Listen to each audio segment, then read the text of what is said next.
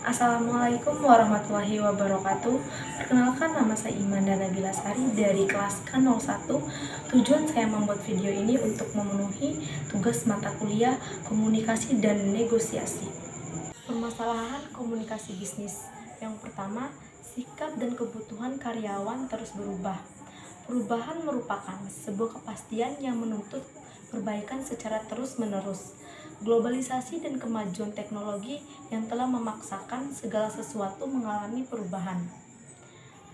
Penyebab kegagalan perusahaan tersebut dikarenakan pemimpin gagal mendukung karyawan selama proses perubahan.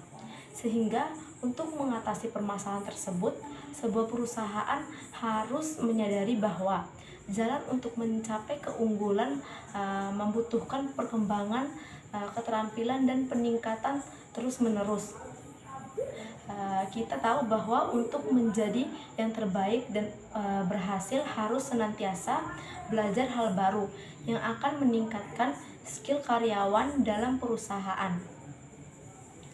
Contohnya, pelatihan keterampilan baru. Pelatihan keterampilan baru cara bagus untuk mendukung pertumbuhan karyawan sekaligus membantu perusahaan berkembang. Yang kedua, pertumbuhan bisnis semakin mengglobal.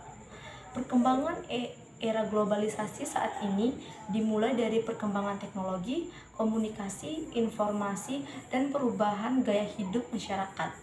Globalisasi berpengaruh hampir semua aspek kehidupan, salah satunya dalam dunia bisnis. Pengaruh era globalisasi menjadi faktor kemajuan ekonomi bisnis di Indonesia. Saat ini dengan perkembangan teknologi dan komunikasi di era digital saat ini membuat bisnis memiliki kemajuan dalam hal persaingan pasar global, di mana teknologi membantu untuk memaksa produk barang dan dalam negeri dan import maupun ekspor produk. Agar berjalan dengan lancar, sebuah perusahaan harus melakukan riset mendalam, bangun hubungan baik dengan bisnis lokal, pelajari sistem pajak serta hukum, dan siapkan pemasaran. Contohnya, perusahaan Samsung yang memasarkan produk elektronik ke banyak negara di berbagai belahan dunia, seperti smartphone, TV, mesin cuci, dan peralatan elektronik lainnya. Yang ketiga, tekanan persaingan yang semakin meningkat.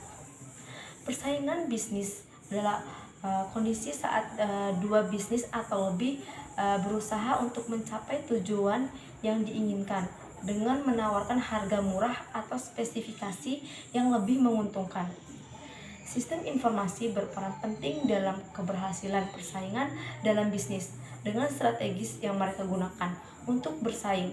Strategis persaingan bisnis berbasis teknologi informasi yang harus memiliki keselarasan dengan bisnis yang dijalankan oleh suatu perusahaan. Dalam menjalani penyelarasan tersebut, perusahaan harus melakukan pertimbangan arah strategis bisnis yang jelas, seperti perlu adanya komunikasi, komitmen, dan integrasi dalam perusahaan. Adapun penyebabnya yaitu produk yang sudah ada belum memenuhi kebutuhan hingga terjadinya persaingan antar perusahaan. Solusi agar persaingan tidak terjadi seperti melakukan responsif terhadap kebutuhan pelanggan, tetap harga kompetitif, tingkatkan pelayanan terhadap pelanggan, lakukan perubahan terhadap usaha. Contohnya, persaingan antar perusahaan yang menyediakan produk yang serupa sehingga meningkatkan persaingan antar perusahaan.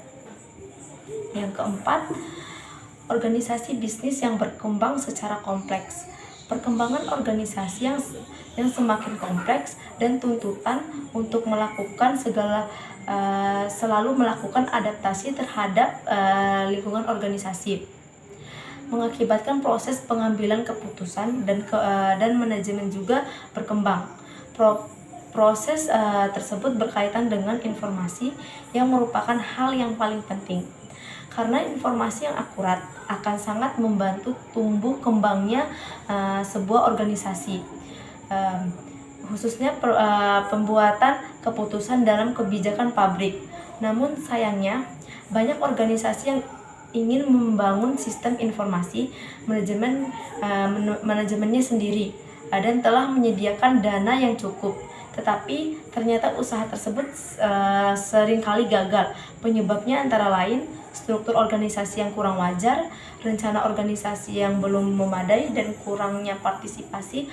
Adapun solusi dari permasalahan tersebut dengan cara melakukan komunikasi secara efisien, mengenali permasalahan yang dihadapi organisasi, merencanakan strategis untuk melakukan perubahan. Contohnya, misalnya jika perusahaan A pandai dalam pemasaran tetapi tidak dengan penjualan, sedangkan perusahaan B sebaliknya pandai dalam penjualan tetapi tidak dengan pemasaran. Kerjasama adalah cara paling efisien untuk mencapai tujuan tunggal. Setiap kekuatan berguna dalam sistem organisasi. Oleh sebab itu, sangat penting bagi seseorang yang ada di dalam sebuah organisasi memiliki pengetahuan seputar struktur, perilaku, proses, dan hasil organisasi. Sekian dari saya, lebih dan kurang yang mohon dimaafkan. Wabillahi taufiq wal hidayah. Wassalamualaikum warahmatullahi wabarakatuh.